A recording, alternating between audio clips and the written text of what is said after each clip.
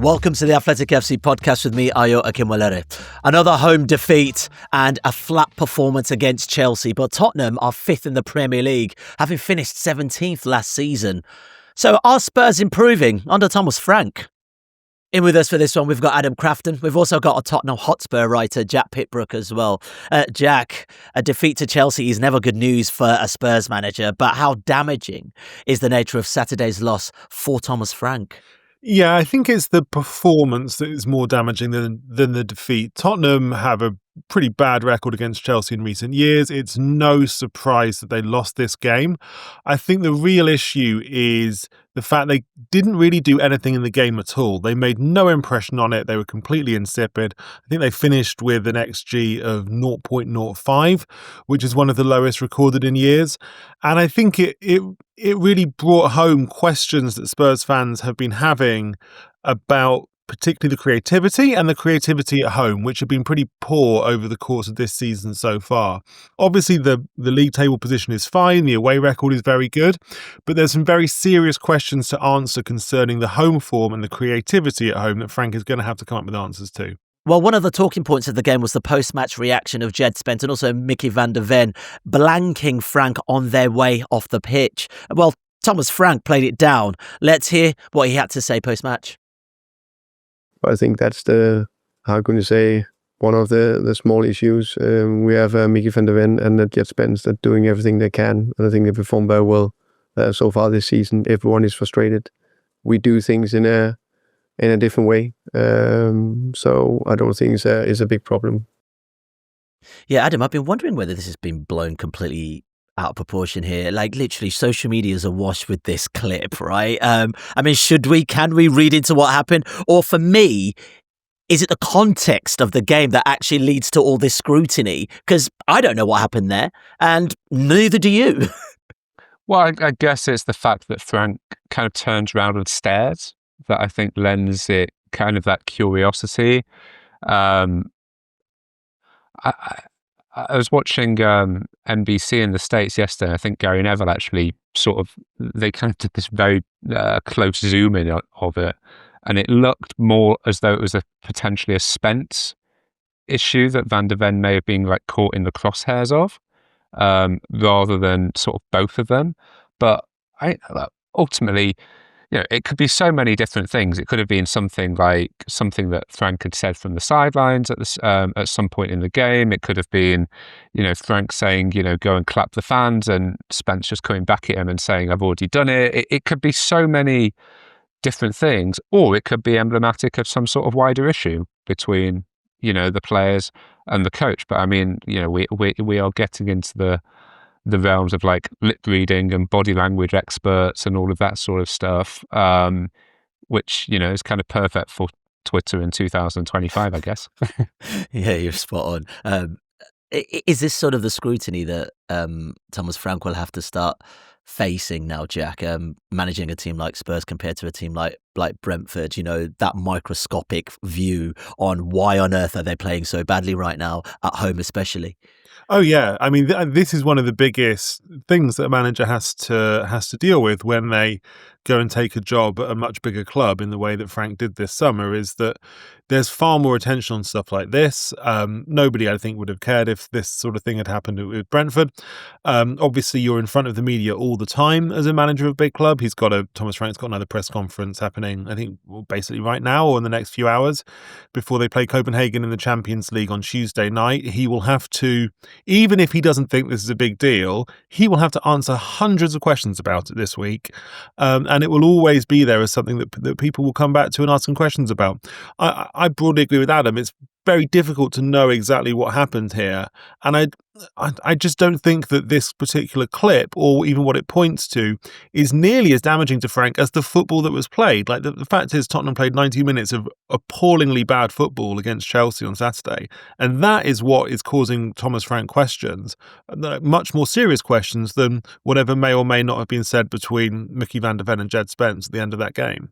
Yeah, I'm interested in both your perspectives on this question because, the standard of football's not great, but after 10 games, Spurs still sit fifth in the Premier League, 1 point off Bournemouth in fourth. Also, 2 points above Aston Villa, who are 11th. It's quite crowded there for sure. But considering they finished 17th last season, Jack, surely this is some sort of progress? Yes, it is progress, but last season was obviously very weird because they did win the Europa League as well as finishing 17th. And the strange thing about this season is that their home and away form is completely inverted, really, in terms of relative to what you would expect. If you wrote down a list of if you ranked Tottenham's Premier League performances this season from best to worst, literally all of their best performances have come away from home. You know, they were fantastic when they won at Leeds, they won at Manchester City, they won at West Ham, they won at Everton really, really well. But at home, they've been pretty miserable. Like, they beat Burnley at home, but apart from that, they were obviously shocking against Chelsea, shocking when they lost at home to Bournemouth, really poor in that 1-1 draw at home with Wolves, pretty poor when they lost at home to Aston Villa. So, and that is basically the opposite of what you would normally expect, right? And I think that is creating lots of problems and questions for Thomas Frank with the Tottenham fan base, because for 60,000 Tottenham fans, every time they see them at home, they're not playing convincing, attractive, entertaining football, and that's the problem. This isn't just a this season issue for Tottenham at home. I mean, this goes back to, I'm just looking now at their home wins last season. It goes back to November the 3rd last season, and they only had 2 Premier League wins between November the 3rd, so exactly a year, last season and the end of the season. And one of those was against Manchester United, and the other was against Southampton.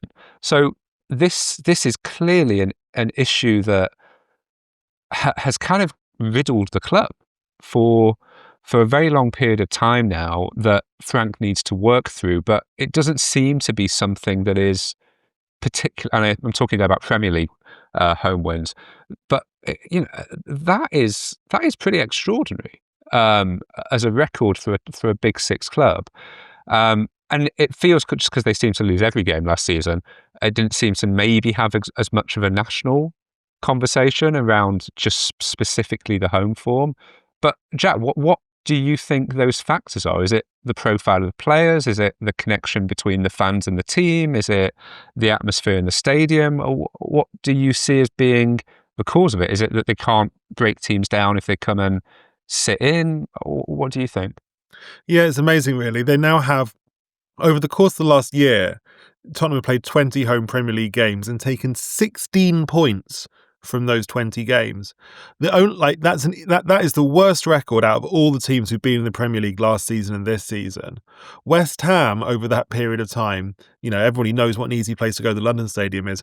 West Ham have taken 20 points from the last 20 home Premier League games. So the Tottenham Hotspur Stadium, the £1.2 billion stadium, is an easier place to go for Premier League teams than the London Stadium, which is just remarkable.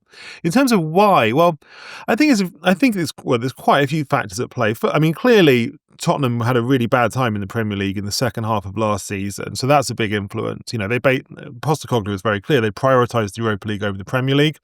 They haven't really played at all the kind of assertive, confident front foot football that you need to play, I think, to win home games. They kind of shelved Ange Ball at Christmas last year, and then Frank obviously plays a very reactive game.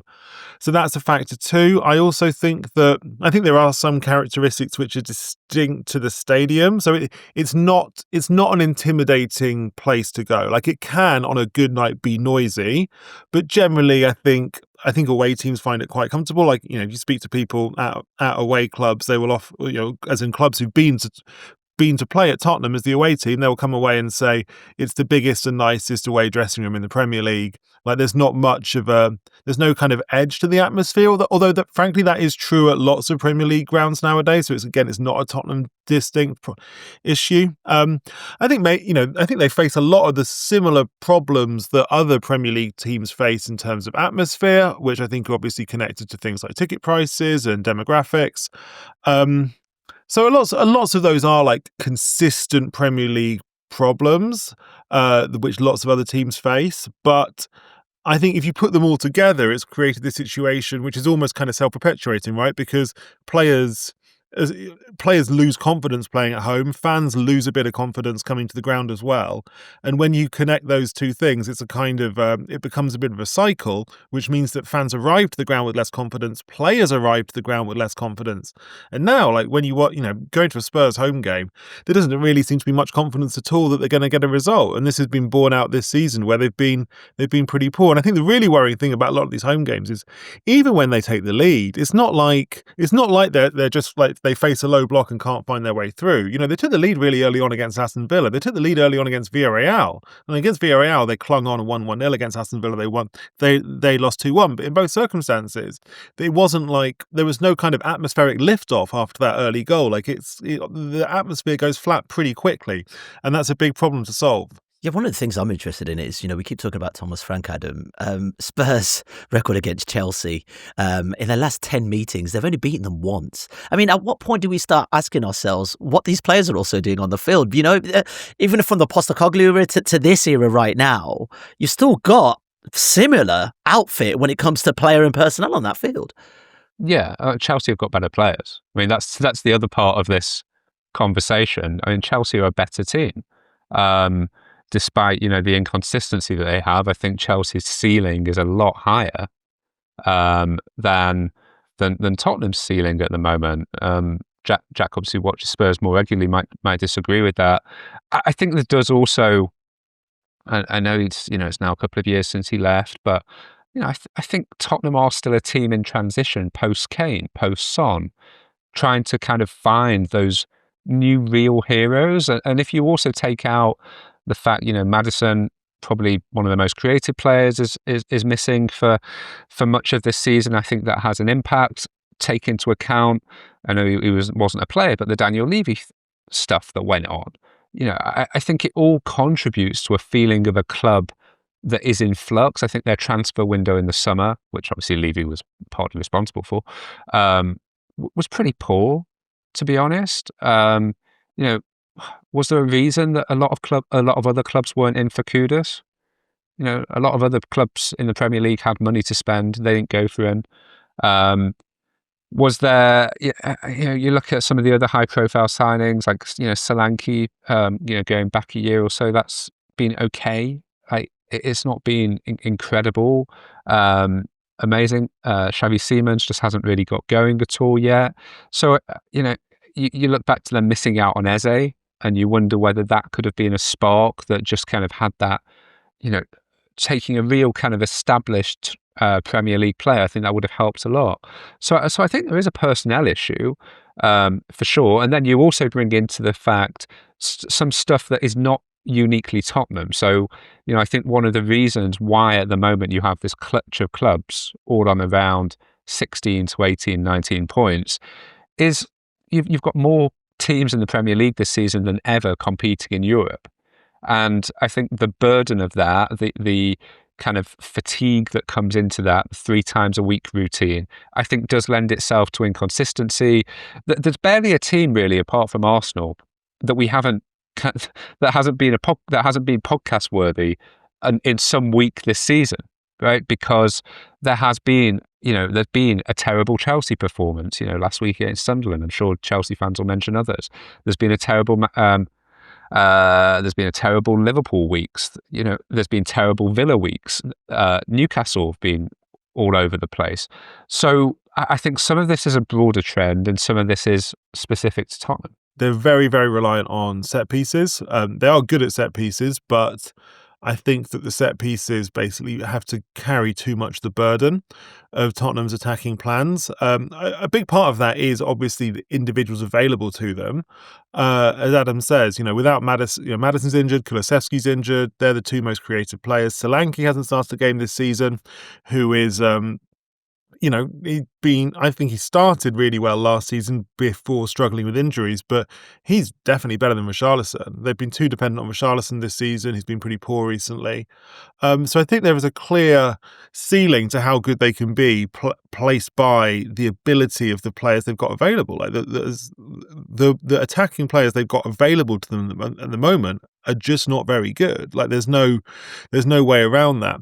But I think you also can't get past the fact that the type of football that they're trying to play is it's almost too efficient, too economical, too minimalistic. They don't take any risks basically in open play whatsoever, and they look to me like they're just relying on corners, like they're trying to win set pieces, unless Kudus can create something 1-against-1, which he often can. But then Kudus, I mean, everybody knows that Kudus is their best player at the moment, and so he gets doubled up on, and then there's not much else they can do. So it's all been very, they look quite clunky, they look quite predictable, they look quite stodgy, and I think that's not good for anyone, but it's particularly challenging for a team, playing this big, expensive, shiny stadium in front of fans who have expectations of seeing a team who play with a certain style. Mm-hmm. I wonder what we think about the work Thomas Frank is doing, Adam. Jay Harris in his match piece basically compared the parallels, or saw parallels, to the way Thomas Frank plays versus the way Nuno Espirito Santo was playing when he was at the helm at Tottenham Hotspur. I mean, yes, it's not dynamic, amazing, or got that va-va-voom we want to see, but I mean, they're still in a decent place in the league, surely. That's not a comparison that you want to be made, is it? If you're a Tottenham manager, unfortunately, it's strange with Frank, because if you look at Brentford's record at home over the years, it was absolutely brilliant. I mean, it's basically what created the brand that Brentford have now, which is this fantastic connection that the players have with the crowd. The set pieces all play into that atmosphere as well. And they scored an incredible amount of goals at home last season. I mean, that was even after losing Ivan Toney. I mean, they had a fantastic record of scoring goals. And so I think he will be surprised by the struggles that his style has actually had at home so far. I appreciate it's kind of with you probably can't play as much on the counter attack as maybe he did, but Brentford weren't a team that just sort of lumped it under Thomas Frank. I mean, they played some really good football at times as well. I think he did. I know, like, they won the Europa League, but I also, and I kind of said this when Manchester United were in the final as well. I just can't take that competition very seriously anymore. In terms of the challenges to win that competition as a Premier League club with Premier League budgets, particularly as a kind of established Big Six team, because you don't have the teams falling in from the Champions League anymore after Christmas. And I just don't think it is. I simply don't think it's that big a difference between winning the Conference League and Europa League anymore for Premier League clubs. I'm sure some Tottenham, I'm not taking away from the experience that Tottenham fans would have had on that run and the feeling of elation after winning a trophy, but I just don't give that much credence to it in terms of the development of the team. And as a result, I look at Tottenham far more about what they did in the Premier League last season and what they did in other cups last season, and they were a basket case of a football team that needed a hell of a lot of work. And I think Frank's probably gone in and almost said, well, let's get in and start with the basics. And start with the basics of trying to set up a defence properly, try and keep players fit, which was a massive issue last season, particularly with the workload they're going to have.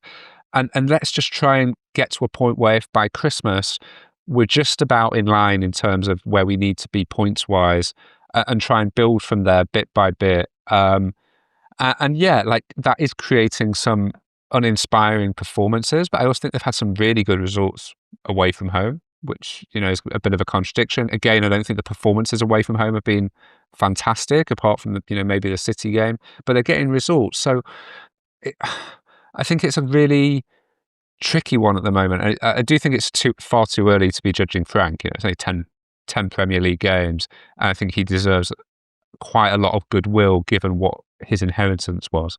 Sound like one of those politicians after they've just inherited like a bad economy or something like that. It's going to take time. It'll get bad before it gets better. Exactly.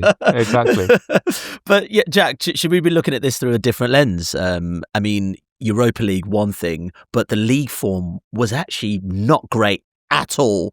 This is still a club or a team in transition, still trying to find itself away from a whole different style of football as well. Let's not forget, and then let's get the basics right. So then we can actually figure out if we're going to try and play with some sort of style. I mean, what I would say on that is that the issue they had last season, more than anything else, I think, was that they could not compete in the Premier League and the Europa League simultaneously. They didn't have the squad. I don't think Postecoglou's football was geared towards competing in two competitions simultaneously. Obviously, they ended up playing 15 games in the Europa League, and like Adam is sort of half right when he says that the teams they played weren't that good. Like they didn't beat anyone. Like they knocked in the knockouts. They knocked out AZ Alkmaar, Eintracht Frankfurt, Bodø Glimt, and then they played Manchester United in the final. So those are not good teams, really. But the sheer volume of matches that you have to get through with a pretty small, thin squad, which has not been supported adequately in the transfer market in the previous years, that put a huge burden on the players, and I think that's why we saw Postecoglou effectively taking eggs out of the out of the Premier League basket and putting them into the Europa League basket last season, which I think in large part explains their 17th place finish in the Premier League. Now, what Frank is trying to do this season, I think, is try and compete in both competitions at the same time. Obviously, they've got 8 Champions League games in the league phase. They can't really rotate. I don't think they've got the options. I also don't think he can deprioritize either the Champions League or the Premier League. And therefore, he has to find a way of playing which is repeatable twice a week, every week, and robust enough that the players can get through it without suffering lots of injuries. And maybe that's why we're seeing this kind of boring style of play, for want of a better word, where they don't do an awful lot in possession and generally rely on set pieces, because he's got to find a way of going from game to game to game to game without suffering any of the big highs and lows that they had last season. Yeah, I keep looking up, socials and things like that, and fans want better football at times, and I half wonder if anyone deserves better football. Is anyone playing great football at this time, Adam, in the Premier League, or are they just getting it over the line? We talked about the inconsistency of teams like Chelsea, Newcastle, Tottenham, Hotspur. I mean, no one's really hit their groove yet, but they are still where they are in the league, in contention potentially for a decent end to the season. Yeah, but I think fans who buy a ticket and watch games at one of the most expensive stadiums in English football do expect to see some shots. You know what I mean? The point of if you just go back to the point of football is to see is to score goals, and so they are failing at the point of football to a certain extent at the moment, and I think setting up in a way that clearly is limiting that. I understand. I completely understand that frustration, and I think bad performances at home actually do a lot more to damage morale around a football club than bad performances away, for obvious reasons. So I don't think Spurs fans are being unreasonable in expecting more than what they're currently getting in terms of those performances at home.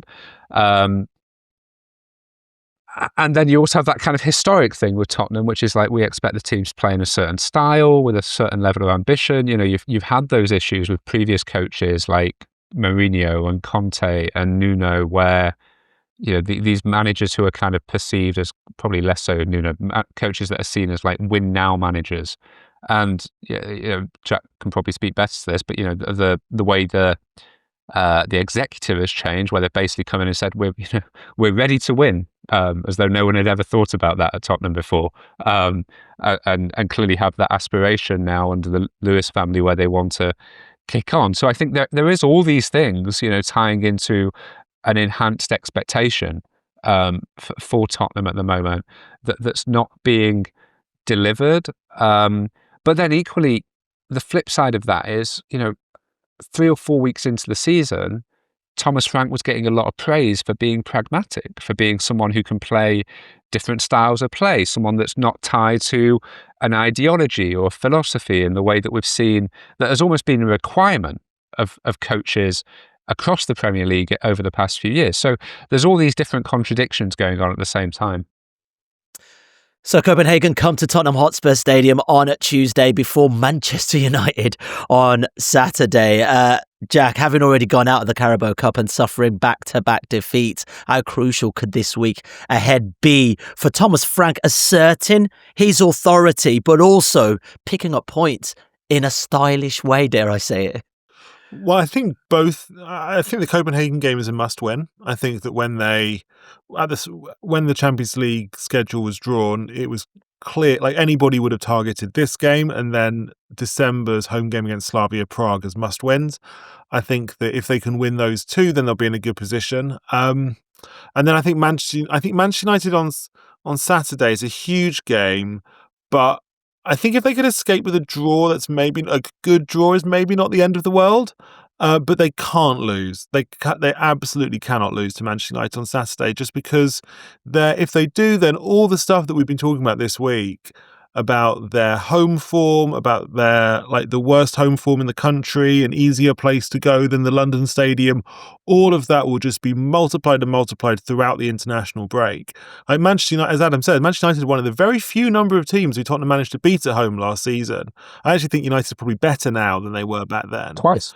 United are better now than they were back then, and I just think that they can't. I think if they were to lose on Saturday, it would be even though the league position would be fine, I think it would, in a quite fundamental way, reset the vibes to bad. I wonder how hard the job is that he's doing, Jack, Thomas Frank, and how he's having to learn literally back-to-back intensity in terms of matches. After the international break, Spurs return for the North London derby, and then they've got PSG in the Champions League. I mean, they'll obviously want to head into the break in a confident mood, but those fixtures look deadly. Yeah, and it's because the games because the games after the November break are so difficult. That is why I don't think they can afford to lose on Saturday. Tottenham have got a glorious history of a really bad defeat just before the international break. Even if they've been playing well up to that point, they always lose that game, and then everybody's really, really miserable spends 2 weeks stewing on how awful it was. And it just kind of gets in everyone's heads a bit. So I do think they have to, that's why I think they need a result. And I think that you've also got to remember, Frank has not really been in this situation before, simply because he's not coached an elite level team that plays in the Champions League, where you've got this demand to rotate in between having 2 games every single week. And while I certainly think he can do it, he's obviously a very smart guy and learns fast, I also think he's trying to do this with a squad that is not really built to do it. I think, as Adam says, there's a big quality issue there. Just ask yourself, if you were another top 6, or even a team with aspirations of coming in the top 8, how many of the Tottenham team would you want in your own team? Obviously, Romero and Van der Ven are both really, really good. But beyond that, I think it's fairly slim pickings. There's a lot of teams. Some teams might go for Pedro Porro at right back, who's very quick, or some teams might go for Vicario, but probably not the very best teams. And then beyond that, I don't think there's an awful lot to get too excited about. Okay, well, I didn't want to end it on a downer, but yeah, I mean, you do paint a stark picture there. I think they're all right.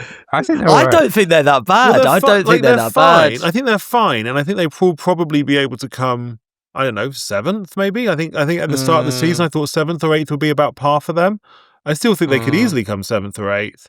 I just think that the way they play at home is worrying, and I think that performances like the one they had against Chelsea is simply not sustainable. I don't think it's sustainable to play that badly at home. Is there anything kind of quirky, stunty that they've tried yet to try and brainwash their players into being more confident at home? I don't know. Have they changed the paint in the dressing room, or the scent in the players' lounge, or something like that? Right, before we wrap this up, Adam, we got to get you in, because it's been a while since we've done this. It's over to you for the final whistle. You've got 60 seconds. Can you beat the whistle to tell us what is on your mind from the world of football this week? 3, 2, 1, off you go, sir. I know it feels quite a long time ago now, but I'm going to talk about the Alexander Isak transfer saga. which just the saga itself, which makes me think it hasn't actually worked for anyone in terms of the impact that it's had on performance. It basically messed up Newcastle's entire summer from a transfer strategy point of view, both in terms of, okay, Baltimore has done okay, but the rest of the money doesn't seem to have benefited them so much. A lot of the players haven't really come through yet. The team's very out of form. He's barely doing anything at Liverpool so far. Liverpool are also struggling to adjust. So it just seems strange to me that this thing that everyone obsessed about all summer, that we spent all summer concerned about, just doesn't really seem to have worked for anyone. And there's still time for that to change. But it just makes you think it's better to do deals quickly when you can. Oh, well, when you can. You added an extra word. You took it to 60 seconds on the dot. Perfect. You see that for timing? There's a real broadcaster right there. All right, let's leave it there. Adam, Jack, really appreciate your time. And also, don't forget to like the video and leave us a comment as well. Actually, as we're talking about Alexander Isak, let us know, do you think it was worth Alexander Isak leaving Newcastle to go to Liverpool? Until next time, we'll catch you soon. For more from the Athletic FC podcast, make sure you like and subscribe to the channel. We've got top journalists like David Ornstein, Matt Slater, Adam Crafton, Carl Anker, and plenty more through the entire season. Make sure you don't miss an episode of the Athletic FC. You can get it wherever you get your podcasts from.